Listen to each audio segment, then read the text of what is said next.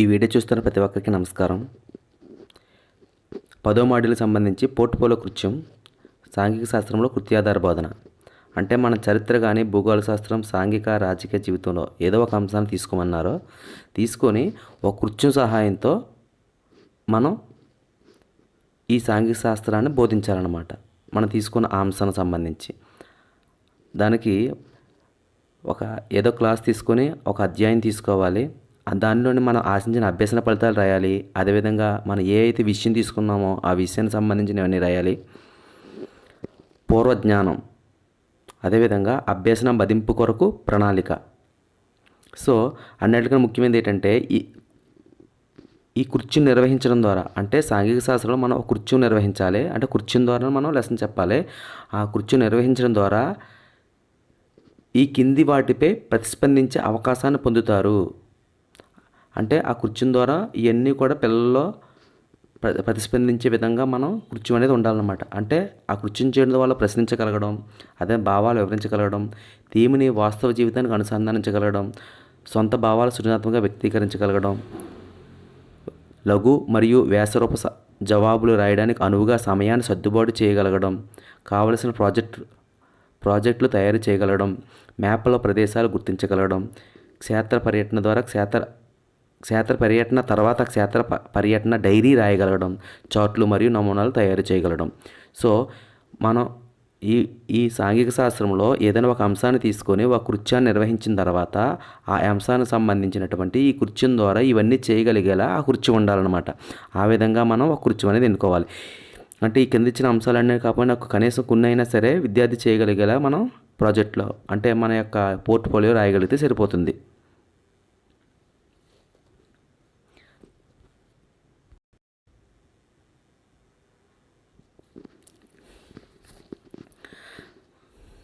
దానికోసం నేను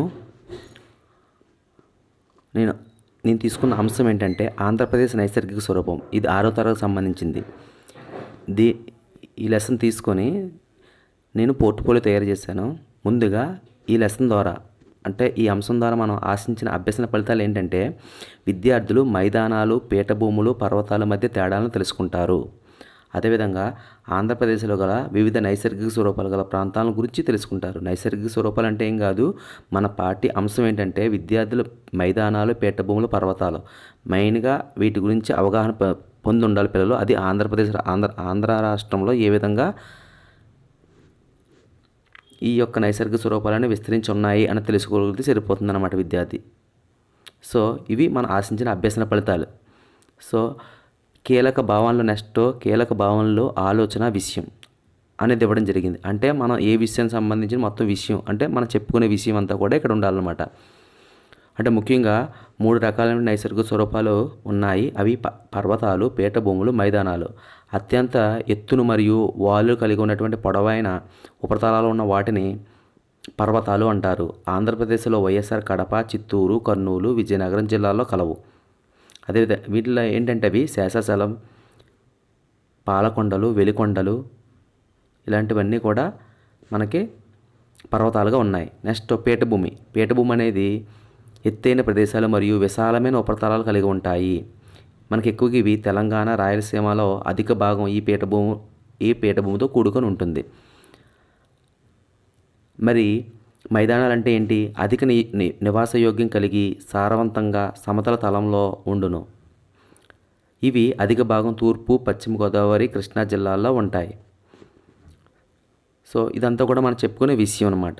ఈ విషయం తర్వాత దీనికి సంబంధించిన పూర్వజ్ఞానం, పిల్లోడు ఏ విధంగా పూర్వజ్ఞానం కలిగి ఉంటాడో. సో 6వ తరగతి విద్యార్థి కాబట్టి అతనికి ఆ పిల్లవాడికి మనకి ఏం తెలుస్తుంది?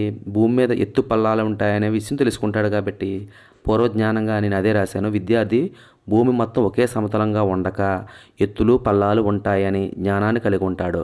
సో ఈ జ్ఞానం కలిగి ఉన్నాడు కాబట్టి ఈ పూర్వజ్ఞానాన్ని ఆధారంగా చేసుకునే ఒక కృత్యాన్ని తీసుకున్నాను.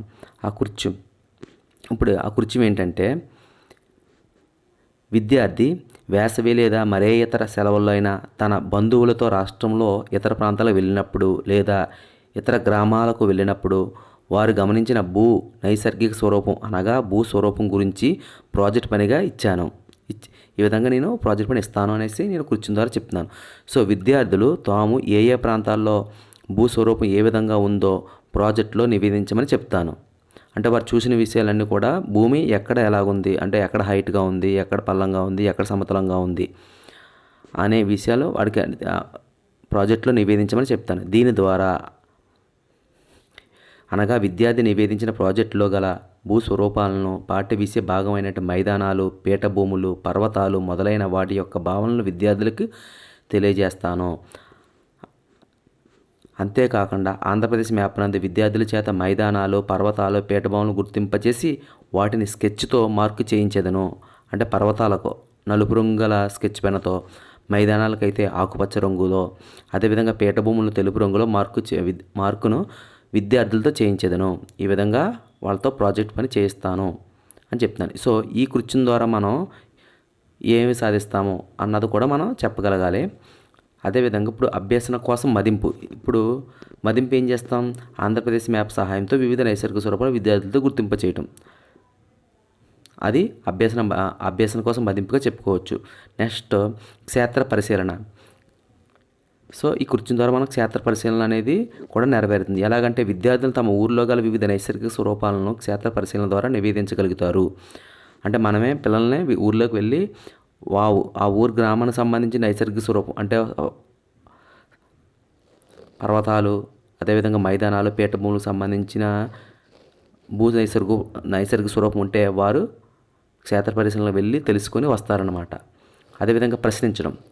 విద్యార్థులు ఈ కృత్యం ద్వారా ప్రశ్నించడం అనే లక్షణాన్ని కూడా అలవర్చుకుంటారు. ఎందుకంటే విద్యార్థి భూస్వరూపం ఎందుకు వివిధ నైసర్గిక స్వరూపాలుగా ఉంటాయని ప్రశ్నిస్తాడు. ఎందుకు ఇలా ఉండాలన్న ఆలోచన పిల్లోళ్ళలో సృష్టిస్తుంది.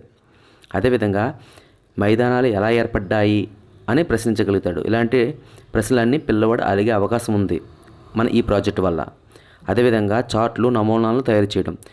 విద్యార్థి ఆంధ్రప్రదేశ్ నైసర్గిక స్వరూపాలు అయిన పర్వతాలను, మైదానాలు, పీఠభూములకు సంబంధించిన చార్ట్లు, నమూనాలను తయారు చేస్తారు.